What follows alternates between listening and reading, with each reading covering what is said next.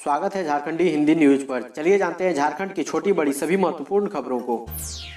12,000 अभिभावकों में कुछ लोगों ने ही की स्कूल खोलने की मांग, बोले जान है तो जहान है। झारखंड में शिक्षा विभाग के द्वारा स्कूल खोले जाने को लेकर किए गए सर्वे पर झारखंड पेरेंट्स एसोसिएशन के अध्यक्ष अजय राय ने कहा कि सिर्फ 12,000 लोगों का सर्वे किया गया है, जिसमें से कुछ लोगों ने ही स्कूल खोलने की मांग की है। उन्होंने कहा कि ऐसे में सरकार को अभी थोड़ा और इंतजार करना चाहिए, ताकि जिस तरह से संक्रमण बढ़ता जा रहा है ऐसे में स्कूल खोलना अभी उचित नहीं होगा। यह सर्वे जो किया गया है उसमें ग्रामीण स्तर के लोग शामिल नहीं हुए हैं, क्योंकि ग्रामीण इलाके में 73% लोगों के पास इलेक्ट्रॉनिक उपकरण नहीं है, जिससे वह इस सर्वे में भाग नहीं ले पाए।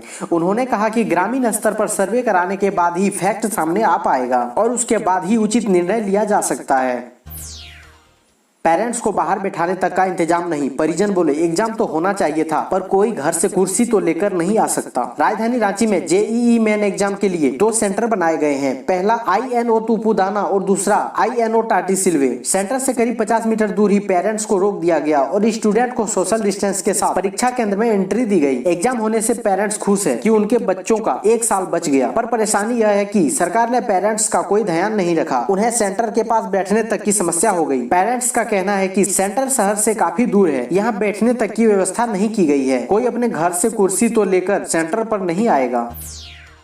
झारखंड में एक दिन में 1.60 लाख एंटीजन टेस्ट, राहत की बात, संक्रमण दर सिर्फ 1.6%। झारखंड में जांच की रफ्तार बढ़ा दी गई है। इसके लिए विशेष अभियान चलाया जा रहा है। सोमवार को रैपिड एंटीजन टेस्ट से 1.60 लाख लोगों की जांच की गई। इनमें से 2580 लोग संक्रमित मिले। राहत की बात है कि संक्रमण दर सिर्फ 1.6% रहा। इसी बीच मंगलवार को राज्य में 2064 नए मरीज मिले। इसके साथ ही राज्य में संक्रमितों की संख्या 43,524 हो गई है। हेमंत सोरेन ने कहा राज्य सरकार अपना अधिकार लड़कर लेगी। राज्य की दयनीय आर्थिक स्थिति के लिए केंद्र सरकार पर हमला बोलते हुए मुख्यमंत्री हेमंत सोरेन ने मंगलवार को कहा कि हमारी स्थिति खुद खराब और हमारे संसाधनों पर उनका राज, ऐसा अब नहीं चलेगा। इसे हम काफी गंभीरता से ले रहे हैं। जो भी राज्य सरकार का अधिकार है उसे वह लड़कर हासिल करेंगे। सभी प्लेटफॉर्म पर इन बातों को रखी जाएगी। इसके लिए राज्य सरकार तैयारी कर रही है। मुख्यमंत्री ने केंद्र सरकार पर आरोप लगाया है कि झारखंड के संसाधनों से पूरे देश के पेट भरने की कोशिश हो रही है। रांची सहित राज्य भर में अब सुपर बिल्डअप एरिया के आधार पर होगी फ्लैट की रजिस्ट्री, सरकार ने जारी किया आदेश। रांची सहित राज्य भर में अब फ्लैट बेचने वाले बिल्डर कारपेट एरिया के आधार पर फ्लैट की रजिस्ट्री नहीं कर पाएंगे। बिल्डर को हर हाल में सुपर बिल्डअप एरिया की रजिस्ट्री करनी होगी। इससे फ्लैट खरीदार को फ्लैट के कुल क्षेत्रफल के अलावा कॉमन एरिया, गार्डन और कम्युनिटी हॉल में भी हिस्सा का कानूनी अधिकार मिलेगा। वहीं सुपर बिल्डअप एरिया के आधार पर रजिस्ट्री होने से सरकार को भी स्टाम्प और रजिस्ट्री फीस के रूप में अधिक राशि मिलेगी। इसलिए भू राजस्व एवं निबंधन विभाग ने रांची सहित राज्य भर में सुपर बिल्डअप एरिया के आधार पर फ्लैट की रजिस्ट्री करने की अधिसूचना मंगलवार को जारी कर दी है। क्या है सुपर बिल्डअप एरिया? किसी भी अपार्टमेंट में बनाए गए फ्लैट के अंदर के क्षेत्रफल के आधार पर ही फ्लैट की रजिस्ट्री होती है। इसे कारपेट एरिया कहते हैं। जबकि सुपर बिल्डअप एरिया में फ्लैट की balcony, common area, garden, gym और कम्युनिटी हॉल का हिस्सा भी शामिल होता है। बिल्डर हमेशा कारपेट एरिया को आधार बताकर रजिस्ट्री कराते हैं, जबकि कॉमन एरिया, कम्युनिटी हॉल का पैसा अलग से फ्लैट खरीदार से वसूल करता है। इस क्षेत्र पर फ्लैट खरीदार को मालिकाना हक नहीं मिलता, लेकिन अब कॉमन एरिया, कम्युनिटी हॉल व गार्डन का भी हिस्सा फ्लैट के सुपर बिल्डअप एरिया में शामिल होगा और उसकी भी रजिस्ट्री होगी। मेयर ने सरकार पर फिर बोला हमला, SOR के बहाने विकास कार्य ठप करने का लगाया आरोप। रांची के मेयर आशा लकड़ा ने एक बार फिर राज्य सरकार पर खुलकर हमला किया है। इस बार उन्होंने शेड्यूल ऑफ रेट यानी SOR के बहाने विकास कार्य ठप करने का आरोप सरकार पर लगाया है। उन्होंने कहा कि JMM कांग्रेस गठबंधन की सरकार ने शहर के विकास कार्यों पर ब्रेक लगा दिया है। राज्य सरकार ने निर्माण संबंधी कार्यों के लिए 30 जून तक संशोधित अनुसूचित दर निर्धारित करने का निर्देश दिया था, परंतु कोरोना काल में अधिकारियों की मनमानी के कारण अब तक संशोधित अनुसूचित दर का निर्धारण नहीं हुआ है। उन्होंने कहा कि रोड और नाली का निर्माण पूरी तरह से ठप है। नया टेंडर नहीं हो रहा है और न ही पहले से बने टेंडर डॉक्यूमेंट का निपटारा किया जा रहा है।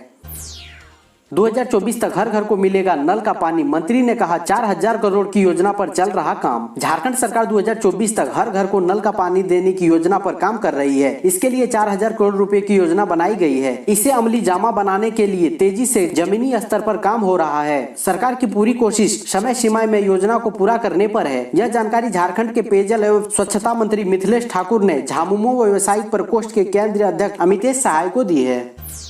पूर्वोत्तर व छत्तीसगढ़ के बाद झारखंड में सबसे कम है रिकवरी रेट। झारखंड में हाल के दिनों में कोरोना मरीजों के स्वस्थ होने की दर में सुधार के बावजूद स्थिति संतोषजनक नहीं कही जा सकती। स्थिति यह है कि बड़े राज्यों में सिर्फ छत्तीसगढ़ ऐसा राज्य है जहां झारखंड से कम रिकवरी रेट है। सभी राज्यों की बात करें तो सिर्फ छत्तीसगढ़, त्रिपुरा, मेघालय व मिजोरम में ही कोरोना मरीजों के स्वस्थ होने की दर झारखंड से कम है। झारखंड में यह दर राष्ट्रीय दर से कम है क्योंकि पूरे देश में यह दर 75% से अधिक हो गई है। झारखंड में यह दर वर्तमान में लगभग 65.2% ही है। झारखंड में जुलाई माह के अंत तक स्वस्थ होने की दर में भारी गिरावट आई थी। उस समय यह दर घटकर 35% तक पहुंच गई थी।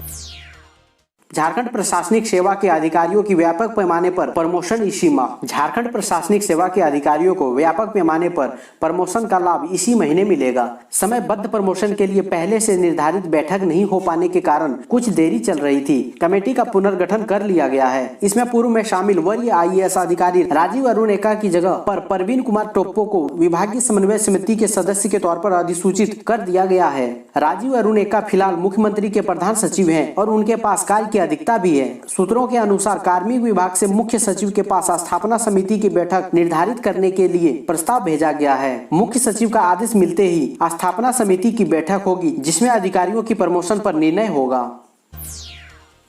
धनबाद होकर रेलवे ट्रैक पर दौड़ेगी स्पेशल ट्रेनें। देश के इन राज्यों में यात्रा होगी आसान। कोरोना के कारण था परिचालन बंद। धनबाद जिले से होकर कुछ ट्रेनों को स्पेशल ट्रेन बनाकर चलाने की तैयारी की जा रही है। कोरोना महामारी के कारण पिछले 5 महीने से कई ट्रेनें रद्द थी। धनबाद से खुलने वाली धनबाद फिरोजपुर गंगा सतलज एक्सप्रेस के साथ साथ धनबाद होकर चलने वाली अन्य 3 ट्रेनें भी इसमें शामिल है। रेलवे बोर्ड बहुत जल्द इन ट्रेनों के चलने की तारीखों की घोषणा कर सकता है। इससे बिहार, उत्तर प्रदेश, पंजाब, मध्य प्रदेश व तेलंगाना की यात्रा करने में लोगों को राहत मिलेगी।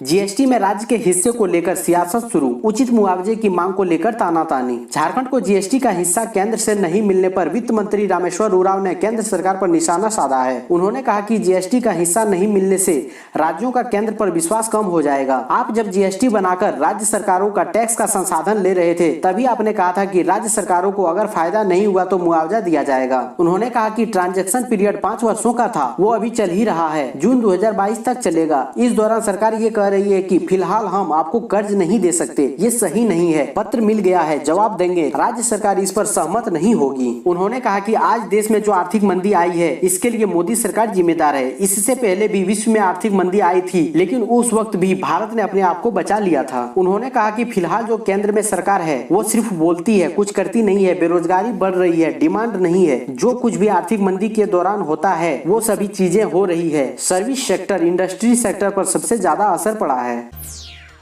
झारखंड में पहले दिन 31% छात्र नहीं दे पाए जेईई मेन। झारखंड के 1935 छात्र छात्राओं में 1327 ने ही दी परीक्षा। कोरोना संक्रमण के बीच 6 दिन चलने वाली ज्वाइंट इंट्रेंस एग्जाम मेन मंगलवार से शुरू हो गया। पहले दिन झारखंड के 1935 छात्र छात्राओं में 1327 ने ही परीक्षा दी। विभिन्न कारणों से 31.42% छात्र सेंटर नहीं पहुंचे। परीक्षा केंद्रों में छात्र छात्राओं को दोहरी परीक्षा से गुजरना पड़ा। केंद्र में प्रवेश से पहले शारीरिक जाँच की गयी। कोरोना गाइडलाइन के अनुसार एहतियातों का पालन कराया गया। सेंटर के एंट्री गेट से 70 मीटर पहले वेटिंग पॉइंट बनाया गया था जहां से केवल परीक्षार्थियों को ही एंट्री दी जा रही थी। अब बेवश नहीं होगी जेब, बस चलने से बचेगा खर्चा। यात्री बोले प्राइवेट टैक्सी में सफर करना सबके बस की बात नहीं। राजधानी से राज्य के अन्य जिलों के लिए बस की यात्रा महंगी हो गई है। एक यात्री को 2 सीट का किराया देना पड़ रहा है। यात्रियों को बस संचालक सोशल डिस्टेंसिंग के नियमों के तहत बस में बैठा रहे हैं और गंतव्य तक लेकर जा रहे हैं। यात्रियों का कहना है कि हालांकि सफर महंगी हो गई है लेकिन बसों में चलने से सुकून मिला है। बसों के नहीं चलने से पहले छोटी गाड़ियों को रिजर्व करने में 4-5 हजार रुपए खर्च करने पड़ते थे। अब 500 रुपए में वे बस से अपने घर पहुंच जा रहे हैं। बस संचालन के दूसरे दिन स्टैंड पहुंचे डीटीओ। नियमों की अनदेखी करने पर कार्रवाई की दी चेतावनी। राजधानी रांची समेत झारखंड के बसों का संचालन शुरू हो चुका है। रांची में बस संचालन के दूसरे दिन बुधवार को जिला परिवहन अधिकारी यानी डीटीओ प्रवीण कुमार प्रकाश खादगड़ा बस स्टैंड पहुंचे। यहां उन्होंने बस संचालन के लिए जारी की गई गाइडलाइन का पालन हो रहा है या नहीं जाँच की। साथ ही बस संचालकों को यह भी बात कही कि नियमों की अनदेखी करने पर उन पर कार्रवाई की जाएगी। डीटीओ ने बस संचालकों को स्टैंड पर माइक द्वारा कोरोना महामारी से बचाव के नियमों की लगातार घोषणा करवाने का भी निर्देश दिया। सीएम हेमंत सोरेन ने कहा, झारखंड के संसाधन से पूरे देश का पेट भरने की तैयारी में है केंद्र, यह नहीं चलेगा। मुख्यमंत्री हेमंत सोरेन ने आरोप लगाया कि केंद्र सरकार जीएसटी पर राज्य सरकारों को उलझाए रखने का खेल खेल रही है। केंद्र सरकार के इन चालों को राज्य सरकार गंभीरता से ले रही है। राज्य सरकार इस विषय पर पूरी तैयारी के साथ हर प्लेटफॉर्म पर अपनी बात रखेगी। श्री सोरेन ने कहा कि हमारे राज्य के संसाधनों से पूरे देश का पेट भरने की तैयारी की जा रही है। अकेले झारखंड के संसाधनों से ही केंद्र सरकार को 5,000 करोड़ रुपए का शेष मिलता है। इस राशि से ये अपनी जेबें भरती है। पर्याप्त संसाधन होते हुए भी उत्पादक राज्य झारखंड की स्थिति खराब रहे और यहाँ के संसाधनों पर केंद्र सरकार का राज हो, ऐसा नहीं चलेगा। हम अपना अधिकार लड़ के लेंगे। अर्थव्यवस्था को पटरी पर लाने में केंद्र सरकार विफल। झारखंड के मुख्यमंत्री ने कहा कि दिल्ली में हुई जीएसटी काउंसिल की बैठक में राज्य के विभागीय मंत्री ने अपनी बात रखी है। देश की अर्थव्यवस्था चरमरा गई है। केंद्र सरकार अर्थव्यवस्था को पटरी पर लाने में विफल हो गई है। आने वाले दिनों में देश को शायद और भी बुरे वक्त से गुजरना पड़ सकता है। उन्होंने कहा कि सबसे बड़ी बात यह है कि इन सभी चीजों के लिए केंद्र सरकार भगवान को जिम्मेदार ठहरा रही है।